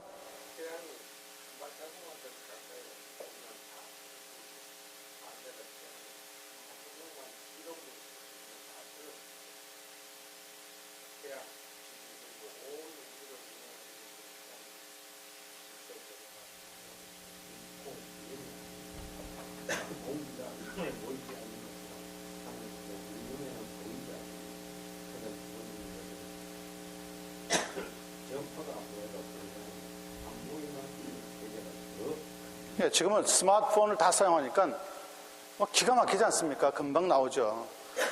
이게 어디서 지금 이런 동영상이 잡히겠습니까? 눈에 보이지 않는데 전파가 들어와서 그런 거 아닙니까? 하나님도 눈에 보이지 않아서 그렇지 살아계신 거 분명합니다. 그러면서 우리가 보고 있는 해와 달과 지구와 공기라든지 물 모든 것들을 설명하는 거죠. 그럴 때 보이지 않지만 하나님이 계시다는 것이 다시 한번 입증이 될 수 있는 좋은 기회들입니다. 자, 6번 우리 박 권사님, 고통스러운 일이 너무 많아서 나는 하나님도 못 믿고 교회도 못 나가겠습니다 하는 분들이요. 고난이 교회 나가지 못하냐고 오히려 빨리 교회 나가야 고난은 누구에게나 다 있습니다. 예수를 믿으면 고난을 이렇게 이길 수 있습니다. 주님께서 함께 하시고 도와주십니다. 예, 고통은 누구에게나 있지만 예수를 믿으면 반드시 그분이 우리를 도와주시게 됩니다. 이렇게 설명합니다. 7번, 헌금을 내는 것이 부담이 되어서 교회 안 나갑니다 하는 사람이 있습니다. 우리 손 집사님. 헌금은 하셔도 되고 안 하셔도 됩니다. 헌금은 본인이 하고 싶을 때 하는 것입니다. 아무도 헌금을 강요하거나 누르고 싶지 않습니다. 걱정하지 마시기 바랍니다. 나중에 비즈니스 믿고 헌금을 드리고 싶을 때 그때 드리면 됩니다. 예, 이건 지혜로운 대답입니다. 하지 말라는 거 아닙니다. 어떤 사람 그런 분이 있어요. 나는 술을 마셔서 술 마시고 교회 오셔도 됩니다 라고 해야 돼요. 그래서 예배 드리다가 신앙 얻으면 술 끊어진다니까요. 근데 교회 오기 전에 다 정리하고 오십시오. 그럼 올 사람 없다니까요. 없어요. 그래서 저는 교회 안에 담배 피우는 사람 딱 걸리잖아요. 못 본 척합니다. 그러면 자기는 알잖아요. 저를 보는 순간 뜨끔해서 그 다음부터 안 해요. 끊는다고요. 자기도 끊더라니까요. 왜냐하면 사람의 마음속에 신앙이 들어가 말씀이 들어가면요 우리의 양심이 살아나거든요. 그러면 그때부터 제대로 믿어야 되겠다 하는 마음이 오기 때문에. 근데 괜히 교회에서 특별히 장로님들, 권사님들 역정내는 분들이 있습니다. 아무개 집사 담배 피워. 참 그래가지고 막 뒤에서 막 수근수근 되면 참 그것처럼 안타까운 일이 없습니다. 그냥 본인만 잘하면 될 텐데 그 사람도 신앙이 생기고 믿음 들어가서 딱 쓰면 다 끊습니다. 하지 말래도 끊습니다. 그래서 그런 일 가지고 너무 그렇게 교회 나오는 걸 신경 쓰지 마시고 일단 교회에 와서 하나님 말씀 들으시고 예배 드려 보십시오 라고 인도를 잘 해주는 우리가 되어야 할 줄 압니다. 그래서 8번, 정장로님 너무 바빠서 교회 못 나갑니다 하는 분이요. 좋은 일은 믿으면 안 됩니다. 한 주일에 하루는 쉬셔야 합니다. 나한테 맞는 예배 시간을 지켜서 나오시기 바랍니다. 예, 이렇게 좋은 일은 같이 나누고 할 수 있도록 하루는 꼭 쉬시면서 한 주일에 교회 나올 수 있도록 힘쓰시기 바랍니다. 이렇게 말씀을 드려주셔야 됩니다. 9번, 교회는 안 다니지만 하나님은 믿습니다. 최 집사님.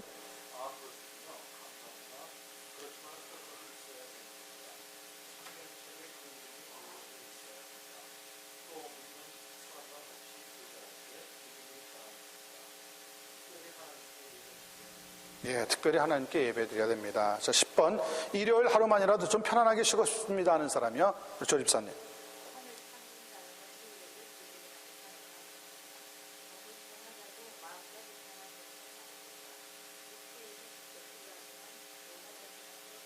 예, 육체의 휴식도 필요하지만 영혼의 휴식도 필요합니다. 산조하는 사람은 일요일이라고 해서 쉬지 않습니다. 찾아갑니다. 신앙 갖고 믿음 생기다 보면 교회에 나올 수 있습니다라고 권면해 주시는 겁니다. 우리 이 집사님 11번, 교회를 다니면 포기해야 될 것과 절제해야 될 것이 너무 많아서 싫습니다 하는 분들.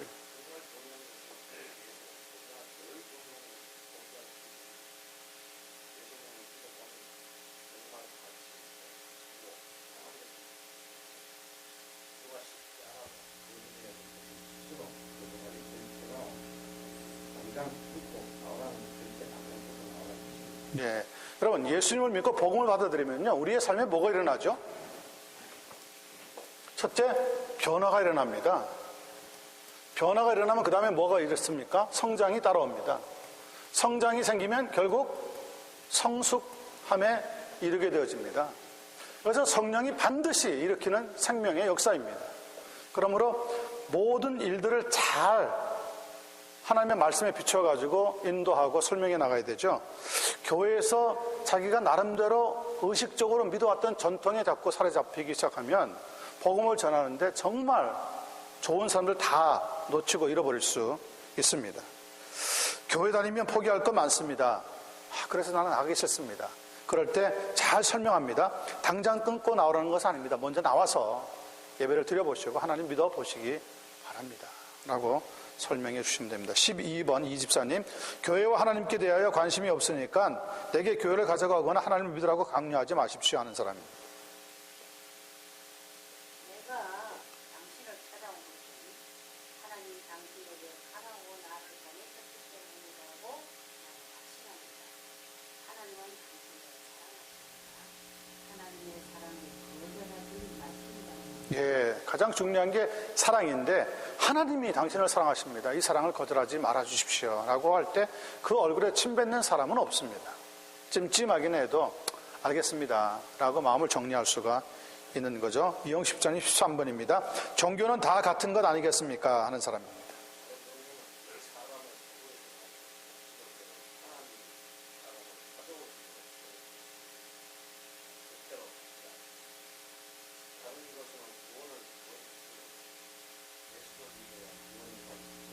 예, 그래서 우리가 복음 소식, 좋은 소식 복음을 전하게 되는 겁니다. 자, 손입사님 14번.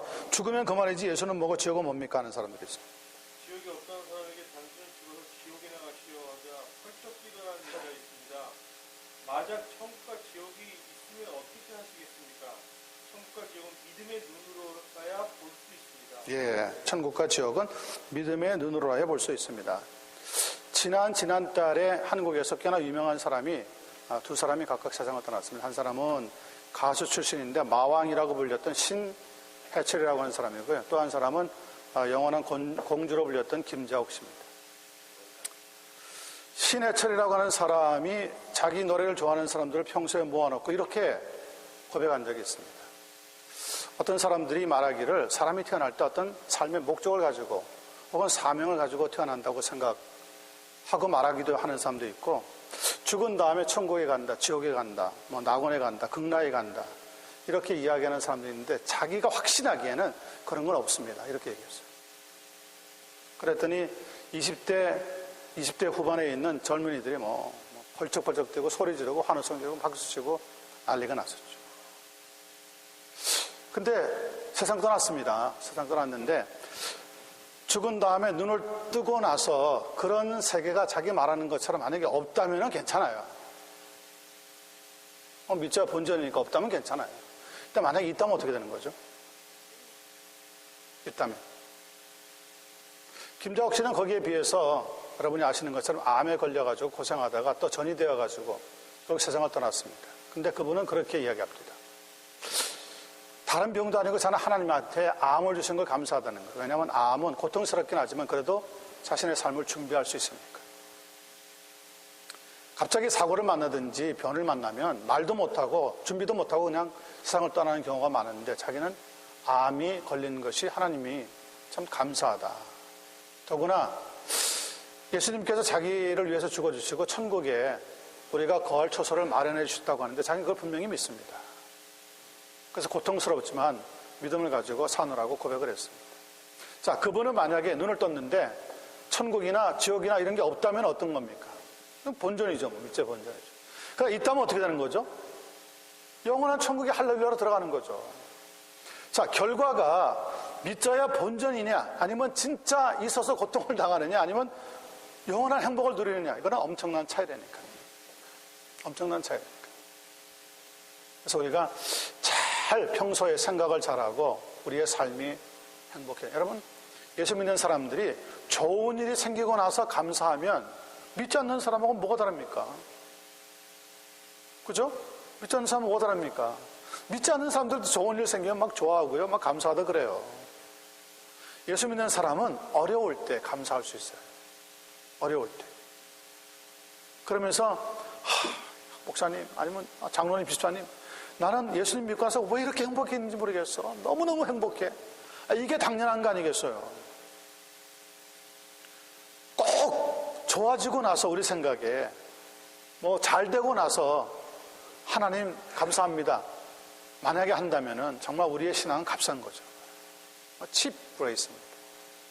어려울 때, 힘들 때, 고통스러울 때 물론 우리의 감정도 육체도 힘들죠. 그러나 그것을 떠나서 정말 감사를 찾고 기쁨을 찾는 게 진짜 신앙이 아닌가 그렇게 생각을 합니다. 그래서 여러분 예수 믿는 사람은요 절대 실패가 없습니다. 실수는 해도 결국 하나님 앞에 갈 때 하나님이 우리를 다 합력해서 선을 이룰 수 있도록 역사해 주시게 되어집니다. 이거 우리가 하나님의 섭리 가운데 반드시 잘 꽉 믿고 있어야 합니다. 자, 15번 예수 한 분의 죽음으로 어떻게 수많은 인류의 죄가 모두 용서를 받습니까? 나는 그런 건 못 믿겠습니다 하는 사람이 있습니다. 누가 할 차례죠? 네, 장로님. 예수는 원래 하나님의 아들이십니다. 그리고 그분의 죄가 없으십니다. 하나님께서 하나밖에 없는 독생자 예수 그리스도를 십자가에 내어주시고 피로 값으로 우리를 사셨습니다. 하나님의 계산법은 예수 그리스도 한 분을 인하여 모든 사람이 죄를 용서받는 사랑의 계산법입니다. 예, 하나님의 계산은 사랑의 계산입니다. 그래서 한 분이 우리의 모든 죄를 짓고 죄를 대신 지고 죽으시면 우리 모두를 다 용서하시기로 하시는 방법. 그래서 굉장히 우리가 중요하다는 것을 깨닫게 되었습니다. 16번은 뭐 여러분들이 그냥 읽어보시면 되겠고요. 17번 특별히 우리 한국 분들에게 전도하다 보면 이런 말씀하는 분들이 나옵니다. 저는 집안의 장손인데 제사를 못 지내게 해서 기독교에서는 혹은 교회에서는 안 믿겠습니다 하는 분이 있습니다. 최 집사님.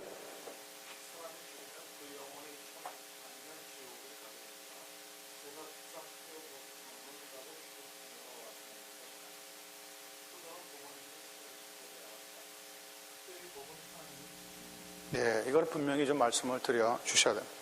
제사장 차려놓고 놓는다고 해서 부모가 돌아가신 분이 와서 먹는 건 결코 아닙니다 라고 하는 사실을 좀 이해하셔야 됩니다. 18번 하나님이 계시 때문에 세상이 왜 이렇게 부조리합니까? 왜 이렇게 무질서합니까? 하는 분들이 있습니다. 조 집사님.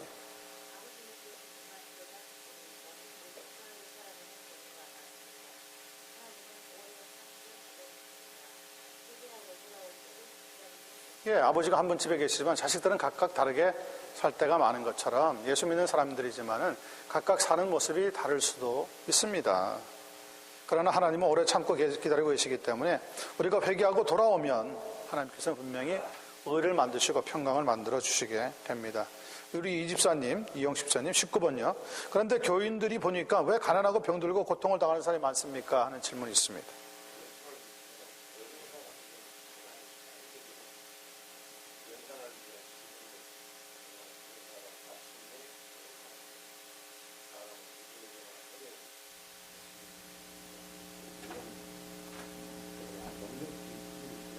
예, 어려움을 있는 사람. 이렇게 이야기하는 분도 있습니다. 예수 믿으면 불행 끝 행복 시작하는 분들이 있어요. 복음 아닙니다. 진짜 잘못 가르쳐 주는 겁니다. 그게 번영 시작이 기초입니다. 예수 믿어도 우리의 상황은 달라지지 않습니다. 그런데 뭐가 달라집니까? 우리의 생각이 달라집니다. 예수 믿기 전과 예수 믿고 난 뒤에 확실히 우리의 생각이 달라집니다. 더 긍정적이고 창조적으로 바뀌게 되어 있습니다. 예수를 믿으면. 그래서 혹시 가난하고 병들고 고통당하는 것을 꼭 잘못된 것으로만 생각하면 안 되는 거죠. 고통 중에서 성경에 보면 가장 고통을 당했던 한 사람이 나옵니다. 예, 욥. 욥이 결국 그래서 망했습니까? 아닙니다. 오히려 나중에 갑절에 축복으로 하나님이 돌려주시는 것을 볼 수가 있습니다. 그래서 일시적으로 가난하고 힘들고 병들고 고통당해도 그것이 전부가 아니라는 것 이해하셔야 합니다. 자, 22번 보겠습니다. 다른 것들은 쭉 읽어나가시고 22번 우리 박정자 권사님.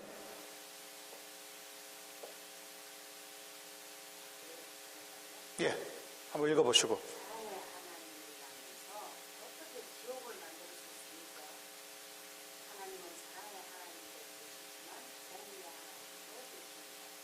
공의의 하나님은 반드시 기록하십니다. 예, 맞습니다.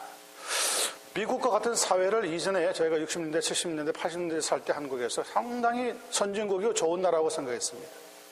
그런데 미국에 뭐가 있습니까? 미국에도 와서 보니까 예, 유치장이 있습니다. 제일이 있습니다. 전 제일에 들어가 봤거든요. 몇 번.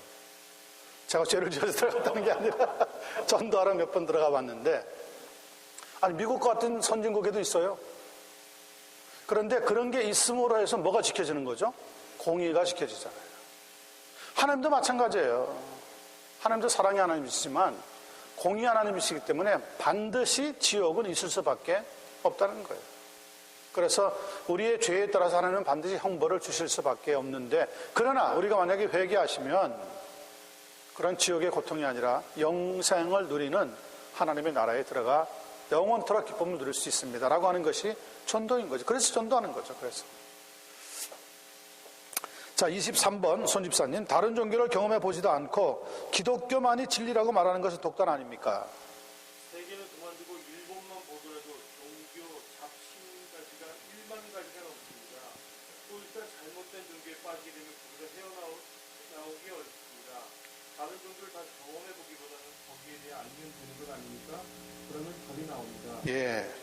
다른 종교를 다 경험해 보고 나서 믿겠다. 그건 말이 안 됩니다. 왜냐하면 다른 종교에 잘못 들어가면 그것은 끝이 나기 때문에. 그래서 공예 중에 제일 무서운 공예가 뭡니까?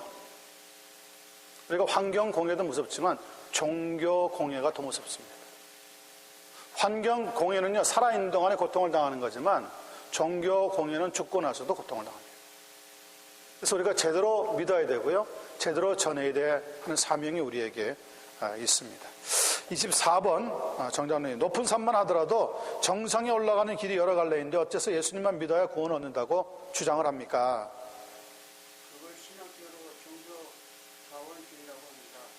백악관으로 가는 길을 안다고 해서 누구나 다 백악관에 들어갈 수 있는 것은 아닙니다. 예수님께서 말씀하시기를 내가 곧 길이요 진리요 생명이니 나로 말미암 고는 아무데도 올 자가 없느니라 하셨습니다. 예, 종교다원주의라고 하는 것입니다. 25번 우리 최 집사님. 광신자가 될까봐 겁이 나서 못 믿겠습니다.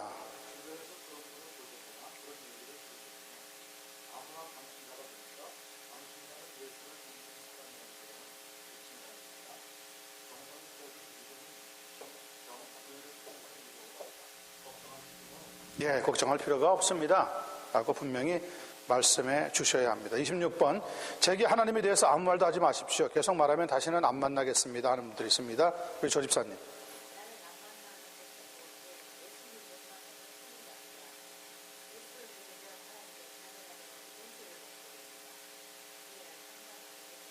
예, 좋습니다. 이용식 집사님 27번. 저 자신만 믿겠습니다. 그 외에는 아무것도 또한 누구도 믿을 수 없습니다. 하는 분들입니다.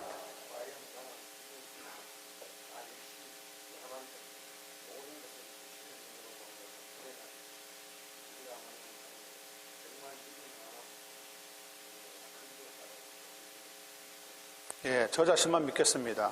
당장 당신네 집에서도 아버지나 또 어머니라고 하더라도 우리 아버지 다 못 믿게 사는 자녀가 있을 수도 있습니다. 그게 우리입니다. 그러나 하나님은 그러신 분이 아니십니다. 라고 설명해 드리는 겁니다. 자, 28번, 요즘은 이 전도할 때 참 많이 부딪히는 질문인데요. 일요일에 직장을 나가기 때문에 주의를 지킬 수 없어서 믿기가 어렵습니다 하는 분들이 있습니다. 우리 박 권사님. 시간을 주신 분이 하나님께서 오라고 부르시면 오늘부터는 이 세상을 떠나야 할 사람입니다. 사실 주의를 지킬 수 없을 정도로 바쁜 것은 쓸데없이 바쁩니다. 예, 쓸데없이. 그래서 나라에서는 모든 사람들이 너무 바쁘지 않도록 뭘 만들어 놓습니까? 공휴일을 만들어 놓습니다. 공휴일은 색깔로 따지면 뭐로 되어 있습니까? 빨간색으로 되어 있습니다. 빨간색은 뭐 하라는 겁니까? 일단 서라는 겁니다. 스탑하라는 겁니다. 네, 스탑하라는 겁니다. 신호등이 그렇잖아요. 빨간색은 스탑하라는 겁니다. 스탑하지 않고 지나가면 어떻게 됩니까? 결국 붙잡혀서 딱지를 떼고 벌금을 물어야 하는 것처럼 우리의 삶에서도 생활 달력이 마찬가지입니다. 공휴일은 반드시 쉬는 것이 우리의 건강이나 영혼을 위해서 좋은 것입니다.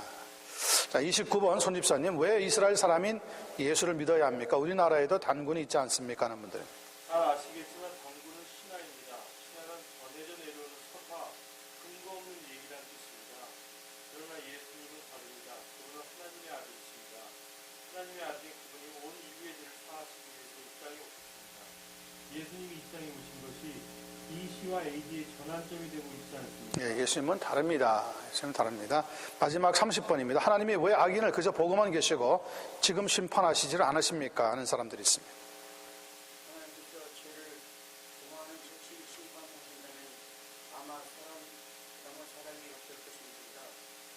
예수님께서 어째서 남의 눈에 티는 보면서 내 눈에 들고는 그다지 못한다고 말씀하셨습니다.